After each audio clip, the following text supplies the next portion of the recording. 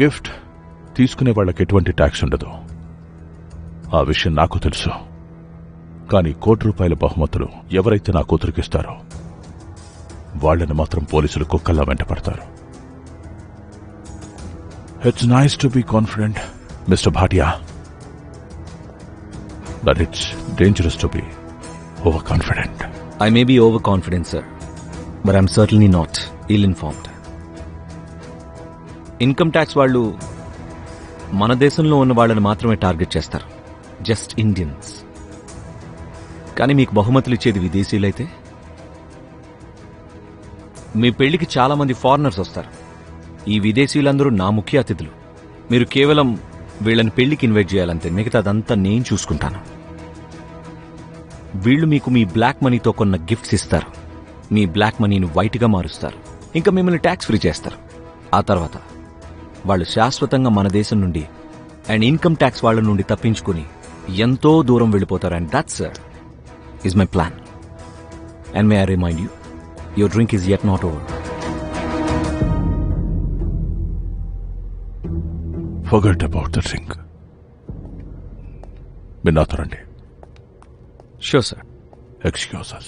Sure.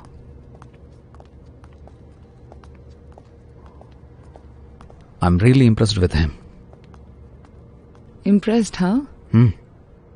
మీరు ఆయన్ని చూసి ఇంప్రెస్ అయ్యారు అంటే మాకేం వాల్యూ లేదా? లేదు, అలా ఏం లేదు. Ya, but to be really honest, లైఫ్లో మొదటిసారి ఒకటి చూసి చాలా జలస్గా ఫీల్ అవుతున్నాను. Really? Rajiv is a lucky man. అతని దగ్గర నీలాంటి బ్యూటిఫుల్ గర్ల్ ఫ్రెండ్ ఉంది. అది నిజమైతే మీరు నా దగ్గరికి వచ్చి రాజీవ్ గురించి ఎందుకు మాట్లాడుతున్నారు? నా గురించి చెప్పండి. అనిల్, చెప్పండి అన్నయ్య. చింకీ పెళ్లి పనులు మొత్తం మిస్టర్ భాటియా చూసుకుంటారు. కానీ ఉదయ్ భవన్ ప్యాలెస్ బుక్ చేస్తాం చింకీ పెళ్లి కోసం అని, మరి చింకీని ఎలా ఒప్పిస్తాం? క్యాన్సిల్ చేసేయండి. పార్టీ మన రెసార్ట్లో జరుగుతుంది. నేను ఆ రోజు ఎప్పటికీ మర్చిపోలేను సార్. నా కెరీర్ మొత్తంలో ఒక్కడే పేషెంట్ సూసైడ్ చేసుకున్నాడు. తర్వాత ఏమైందో చెప్పు. అక్టోబర్ నెలది. ప్రతిరోజులాగే ఆ రోజు కూడా నేను తన రూంలోకి వాడిని చెక్ చేయడానికి వెళ్ళాను.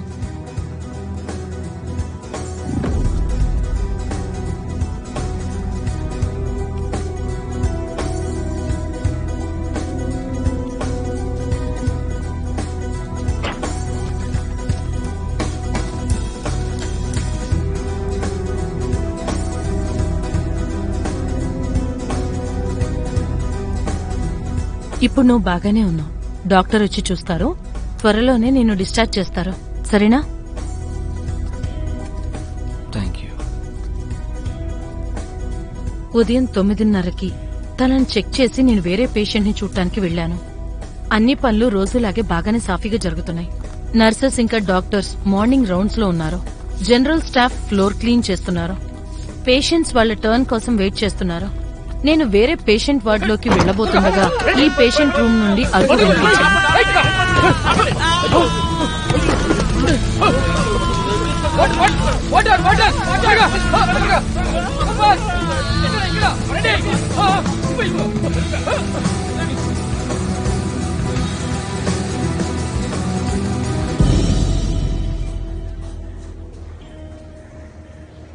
ఆ రోజు ఎవరైతే డ్యూటీలో ఉన్నాడో కానిస్టేబుల్, అతని పేరేంది?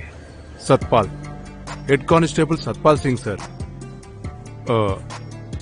ఆ ఘోరం జరిగిన రోజు ఈ వార్డులో నేనే డ్యూటీ చేస్తున్నాను సార్. ఒక నిమిషం. నువ్వు డ్యూటీలో ఉండగా సరిగ్గా నీ వెనకాలే ఆ ఖైదీ కాల్చుకున్నాడు. నువ్వేం చేయలేకపోయావా? కనీసం అతను ఆపలేకపోయావా? సార్, నేను మంటలు ఆర్పుదామని వెళ్ళాను. నాకేం తెలుసు సార్, నా బతుకే నిప్పంటుకుంటుంది. ఆగు, ఒక నిమిషం ఆగు. బతుకుపోయేస్తుడా? ఫైర్ బ్రిగేడ్ మంటలు రూమ్ లో అంటుకుంటుంటే నువ్వెక్కడికి వెళ్ళావు? లేదు సార్, రూమ్ కన్నా ముందే ఇంకో చోట మంటలు అంటుకున్నాయి. ఇంకో చోటనా? అవును సార్, ఇంకో చోట కూడా మంటలు అంటుకున్నాయి. ఎలా ఉన్నావు సత్పాల్? బానే ఉన్నాను మేడం. సిస్టర్ వెళ్లిన తర్వాత నేను అక్కడే కూర్చున్నాను. ఉన్నట్టుండి ఫైర్ అలారం మోగింది.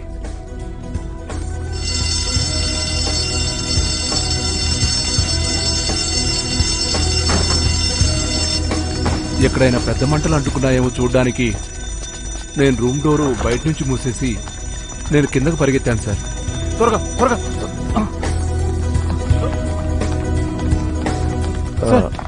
మేమంతా చెక్ చేసాం. యాక్చువల్లీ గ్రౌండ్ ఫ్లోర్ లో ఎవరు టవల్ కాలుస్తున్నారు. అందరికీ చెప్పండి, భయపడాల్సింది ఏం లేదు. Okay right.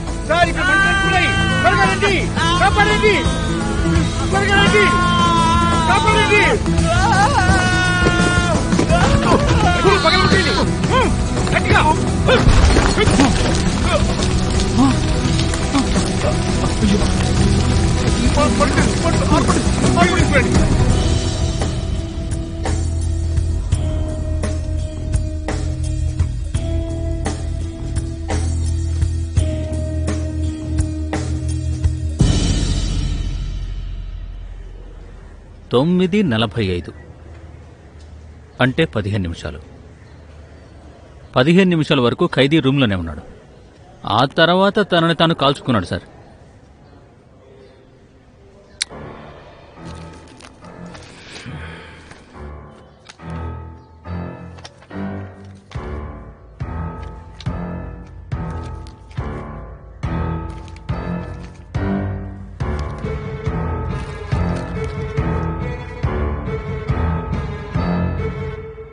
ఆ టైంలో రూమ్లో ఏమేమున్నాయి సామాన్లు? బెడ్, ఒక సెలైన్ బాటిల్, స్టాండ్, టేబుల్, కొన్ని మెడిసిన్స్, ఇంకా ఒక డస్ట్బిన్. సార్, ఇది ప్రిజనర్ వార్డ్ కాబట్టి వేరే ఏం పెట్టడానికి ఎలో చేయరు.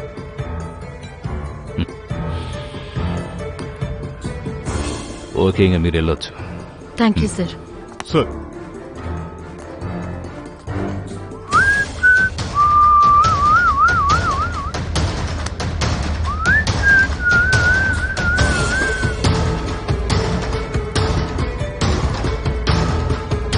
సార్, పిక్చర్ మొత్తం క్లియర్ అయింది. Simple case of suicide. ఖైదీ తనని తను కాల్చుకొని చచ్చిపోయాడు. సింపుల్ కేసు అయిపోయింది. లేదు వినోద్, పగతో రగిలిపోయేటోడు తనను తాను చంపుకోడు. పగ తీర్చుకోనికనే సికండి మళ్ళీ జన్మెత్తిండు. యాదుంది కదా? అంటే వెనకాల ఇంకేదో సినిమా ఉంది వినోద్. రాగదేందో నీకు చూపిస్తా.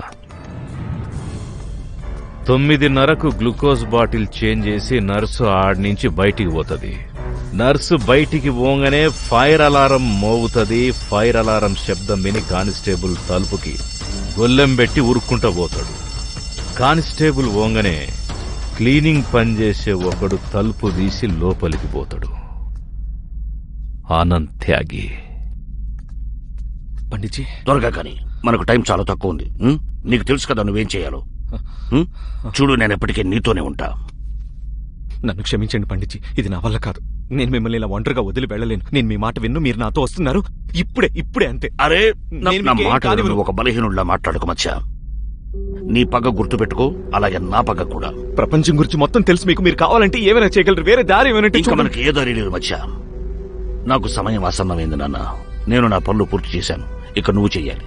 ఇప్పుడు నువ్వు నీ పనులతో నీ గురువుని అమరుణ్ణి చేయాలి. ఇదే ఇప్పుడు నీ ధర్మం, కర్మ. ఇంకా ఇదే నువ్వు నాకిచ్చే గురు దక్షిణ. రా, ఇలా నా దగ్గరికి రా. వెళ్ళు. శబాష్.